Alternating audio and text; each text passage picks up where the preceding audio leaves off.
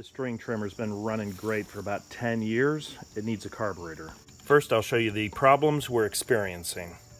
We'll flip it to start and push a little gas through the carburetor. I'll give it a few pulls.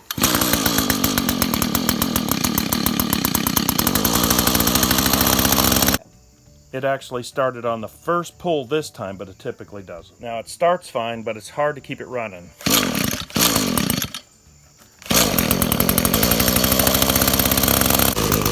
It's about ready to die right now. You can hear it, it's out. Now I've already scrubbed and cleaned this carburetor, but for like $12 you can get a brand new carburetor with a spark plug, a new filter, so that's cheap. It's pretty easy to put in a new carburetor, I'll show you.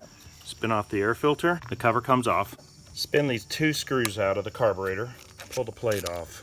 The two fuel lines need to go in the exact same place. Pull one fuel line off at a time and put it in the exact same place. Do the exact same thing to the next one.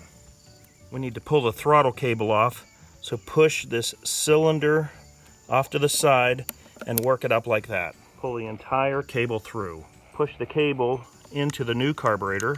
Take the cable and put it through the brass part. When you release everything, it's hooked up.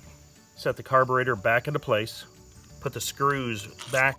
Tighten up the two screws. Put the filter back in place and the cover. The carburetor's on. We'll go ahead and fill it with fuel. I could immediately see the fuel go through this a lot easier. Now we'll give it a pull. Put it down.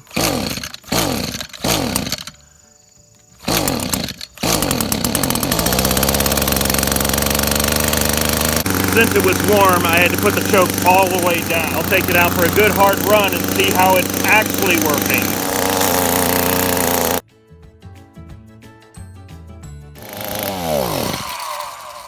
I gotta say, it is working great again. Just by replacing the carburetor, it was like 12 bucks to get a whole new carburetor.